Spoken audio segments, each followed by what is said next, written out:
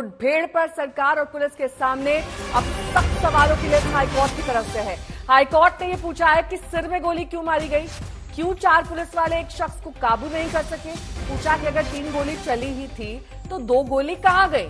सरकार लगातार आत्मरक्षा की दलील दे रही है, लेकिन विपक्ष का यह कहना है कि एनकाउंटर के बहाने उसे मारा गया है। आरोपी अक्षय शिंदे को जेल से क्राइम ब्रांच लाया जा रहा था, इसी दौरान पुलिस की गोली से वो मारा गया। पुलिस ने कहा कि आत्मरक्षा में उन्हें गोली चलानी पड़ी।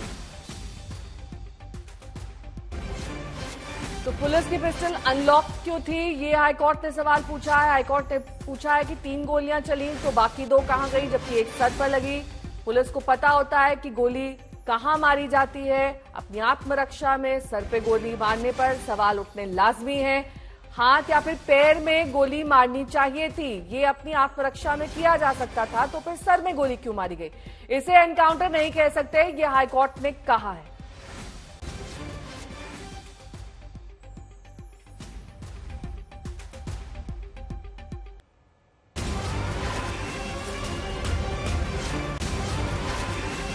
और अब हाईकोर्ट ने यह भी कहा है कि पिस्टल पर जो उंगली के निशान है उसकी भी जांच की जाए।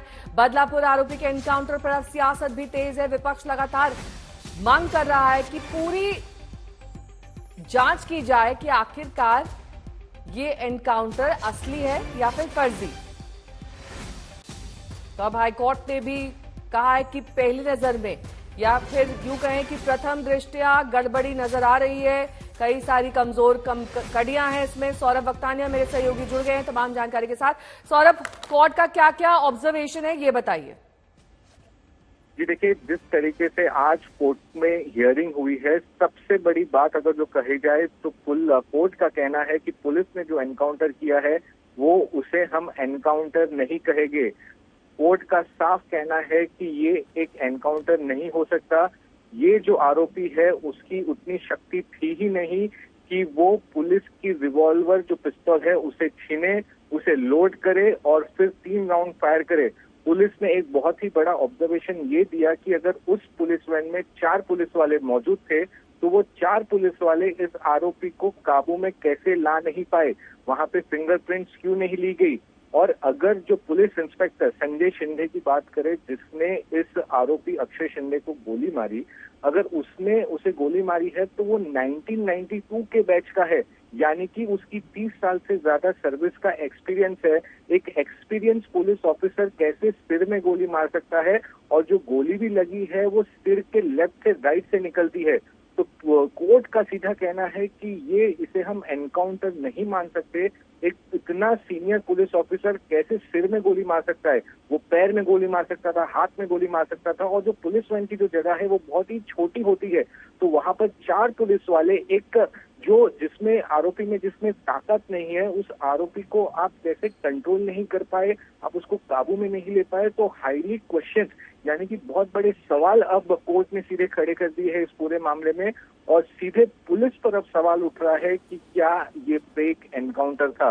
अब सीधे कोर्ट ने ये कहा है कि अगली सुनवाई में आप सारे पुरावे लेके आइए, जिस पुलिस वालों ने एनकाउंटर किया है उनको भी लाइए।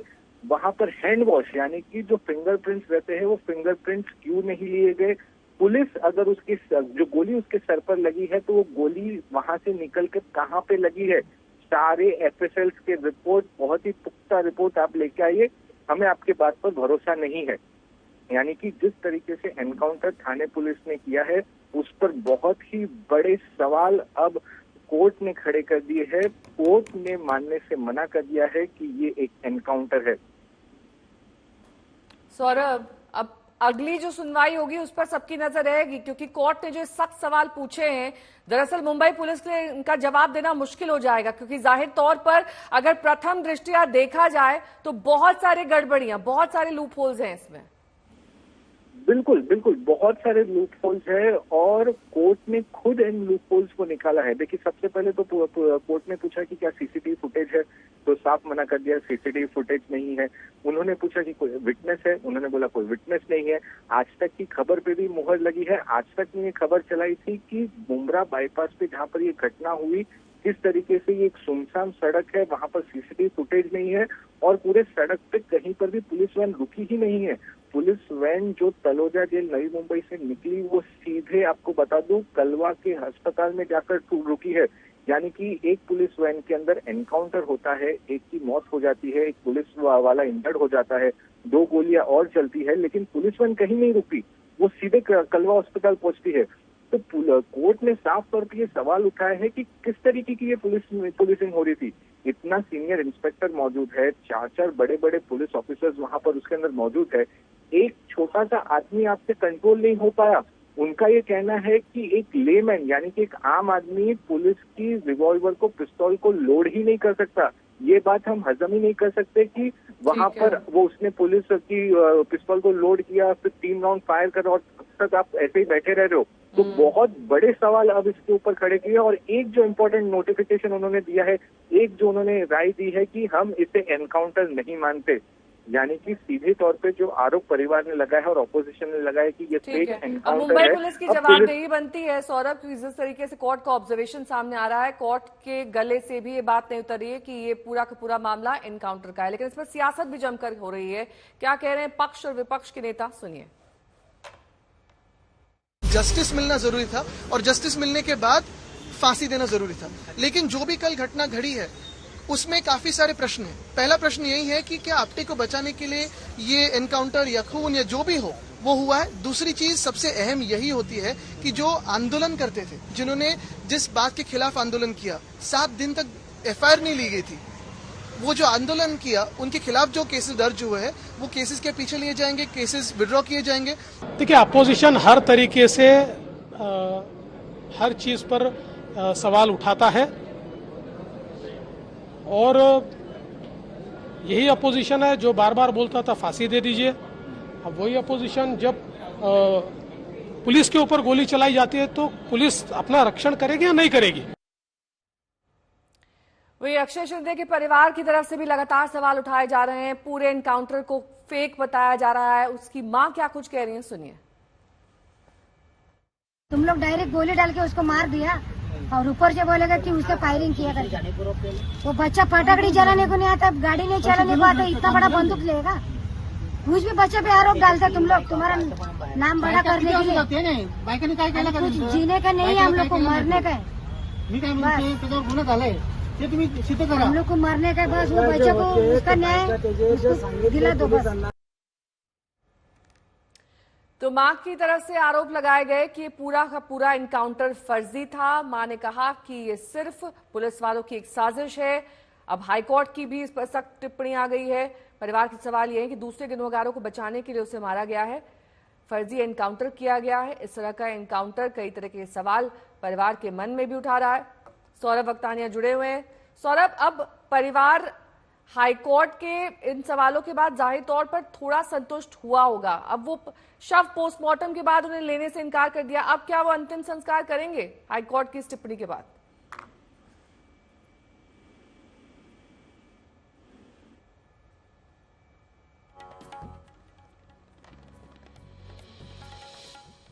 और इस बीच महाराष्ट्र के बदलापुर में यौन उत्पीड़न के आरोपी अक्षय शिंदे के एनकाउंटर के बाद बवाल जारी है। विवाद गहराने के बाद अब सीआईडी ने जांच का जिम्मा संभाला। बीती रात भी जांच टीम ने मौके पर जाकर पड़ताल की, लेकिन सीआईडी के लिए एनकाउंटर की वजह की सच्चाई जानना काफी अहम है। पुलिस की भूमिका पर सवाल उठने के बाद हर कोई यही जानना चाह रहा है कि आखिर तलोजा अस्पताल से निकलने के बाद रास्ते में ऐसा क्या कुछ हुआ कि नौबत एनकाउंटर तक आ गई।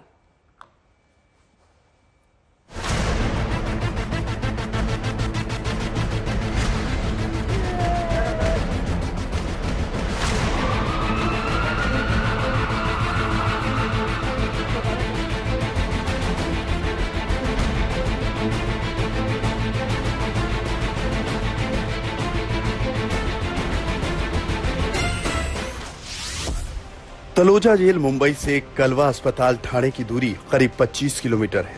जिस जगह पर शूट आउट हुआ वो तलोजा जेल से करीब 19 किलोमीटर दूर है। लोकेशन है मुंब्रा बाईपास और शूट आउट वाली जगह से महज 6 किलोमीटर दूर है कलवा अस्पताल।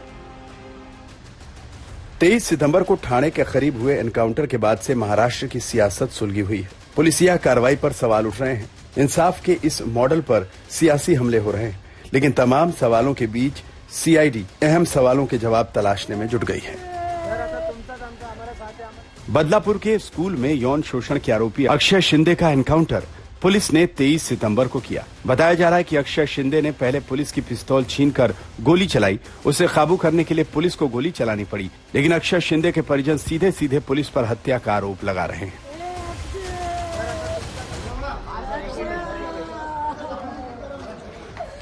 तुम लोग डायरेक्ट गोली डाल के उसको मार दिया और ऊपर से बोलेगा कि उसने फायरिंग किया करके। वो बच्चा फटाकड़ी चलाने को नहीं आता, गाड़ी नहीं चलाने को आता, इतना बड़ा बंदूक लेगा। कुछ भी बच्चे पे आरोप डालते तुम लोग, तुम्हारा नाम बड़ा करने के लिए। कुछ जीने का नहीं है, हम लोग को मरने का है। हम लोग को मरने का है, बस वो बच्चे को उसका न्याय दिला दो बस। सूत्रों के हवाले से जो जानकारी मिली है उसके मुताबिक 23 सितंबर की शाम पुलिस अक्षय शिंदे को लेकर तलोजा जेल से निकली। पुलिस वैन करीब 60 किलोमीटर प्रति घंटे की रफ्तार से मुंब्रा बाईपास पर दौड़ रही थी। वैन में 4 पुलिस वालों के बीच बैठा अक्षय शिंदे नाराज था। उसने वैन में पुलिस वालों से पूछा कि मुझे कहां ले जा रहे हो? अब मैंने क्या किया? पुलिस वाले कुछ नहीं बोले। तभी वो गुस्से में आया और उसने शाम को करीब 6:20 पर एपीआई नीलेश मोरे की पिस्तौल छीन ली। पिस्तौल छीनकर वो चीखने लगा, धमकी देने लगा कि अब मैं किसी को नहीं छोड़ूंगा। शाम 6:25 पर अक्षय ने धमकी देते हुए एक गोली एपीआई नीलेश मोरे की जांघ में मारी। पुलिस वाले उसे समझाने लगे, पिस्तौल वापस करने को कहा, लेकिन अक्षय शिंदे नहीं माना। उसने कुल 3 गोलियां चलाई। आखिरकार पीआई संजय शिंदे ने सहयोगी पुलिस वालों की जान बचाने के लिए आरोपी पर एक गोली चलाई। गोली अक्षय के सिर में लगी। तलोजा जेल से 19 किलोमीटर दूर ये शूट आउट कांड हुआ। तब वैन रफ्तार से दौड़ी जा रही थी। फायरिंग के बाद भी वैन नहीं रुकी। वैन चला रहा ड्राइवर गाड़ी दौड़ाता रहा और वो सीधे पुलिस वैन को कलवा अस्पताल ले जाकर ही रुका। वहां डॉक्टरों ने अक्षय शिंदे को मृत घोषित कर दिया। फिलहाल अक्षय शिंदे की जो डेड बॉडी है वो कलवा के छत्रपति शिवाजी महाराज अस्पताल में रखी गई है और परिवार वालों ने पुलिस पर गंभीर आरोप लगाए हैं। परिवार का कहना है कि 1 हफ्ते पहले ही अक्षय ने शिकायत की थी कि उसको बहुत बुरी तरह पीटा जा रहा है और उसे जल्द से जल्द इस जेल से निकाला जाए। परिवार वालों का ये कहना है कि ये एनकाउंटर नहीं है, ये एक कोल्ड ब्लडेड मर्डर है और कई लोगों को बचाने के लिए अक्षय शिंदे को मौत के घाट उतारा है पुलिस ने। मुंब्रा बाईपास पर जिस जगह ये शूट आउट हुआ वहां पर कोई सीसीटीवी फुटेज नहीं है और न ही इस घटना का कोई चश्मदीद है। अब परिवार वाले पुलिस वालों पर हत्या का आरोप लगा रहे हैं। मृत अक्षय शिंदे का 1 दिन पहले ही पोस्टमार्टम हो चुका है। अब सीआईडी के सामने असल चुनौती पूरे घटनाक्रम की पड़ताल कर शूट आउट का सच जानना है। जो पुलिस वैन तलोजा जेल से अक्षय शिंदे को लेकर निकली थी वो सीधे छत्रपति शिवाजी महाराज अस्पताल कलवा आकर रुकती है। पुलिस का कहना है कि उनकी प्राथमिकता ये थी कि जो लोग इस पूरे घटना में इंजर्ड है उनको अस्पताल ले जाया जाए, इसलिए उन्होंने पुलिस वैन को कहीं पर भी नहीं रोका। चौंकाने वाली बात यह है कि पूरे मुंब्रा बाईपास रोड पर इस घटना को कैप्चर करते हुए कोई भी सीसीटीवी फुटेज नहीं है, कोई भी आई विटनेस अभी तक नहीं है। कैमरा पर्सन सिद्धेश के साथ सौरभ वक्तानिया, ठाणे, आज तक।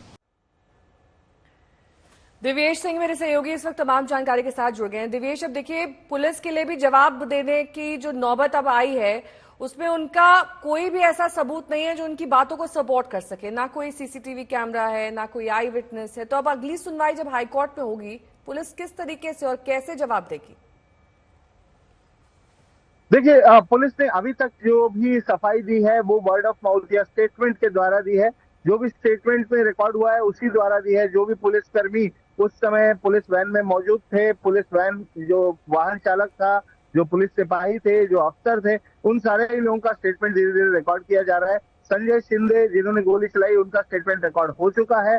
एपीआई नीलेश मोरे जिन्हें गोली लगी उनका स्टेटमेंट रिकॉर्ड हो चुका है। एपीआई नीलेश मोरे की ही रिवॉल्वर से अक्षय शिंदे ने फायरिंग की थी, उसे जब्त कर लिया गया है। अब वो एविडेंस का हिस्सा है, वो हथियार, तो उसे एविडेंस बना लिया गया है। और अब जब कोर्ट ने ये सारे सवाल पूछे हैं, बॉम्बे हाई कोर्ट में जस्टिस चौहान पुलिस को ये सवाल पूछ रहे हैं कि आप उसके हाथ पर या पैर पर गोली चला सकते थे उसे रोकने के लिए, आप ट्रेंड हैं इस ऐसे सिचुएशन को हैंडल करने के लिए। एक कमजोर आदमी आपकी बंदूक कैसे छीन लेता है, आपकी रिवॉल्वर कैसे छीन लेता है, और वो 3 फायर करता है जिसमें से सिर्फ एक फायर नीलेश मोरे की पैर पर लगता है। बाकी लोग कहाँ पर फायर किए उसने, वो कौन से डायरेक्शन में चला रहा था, क्या वो हवाई फायरिंग कर रहा था? इस तरीके के सवाल जस्टिस चव्हाण ने पूछे हैं। क्या हैंड वॉश किया गया था? बहुत बहुत शुक्रिया तमाम जानकारी के लिए आपका।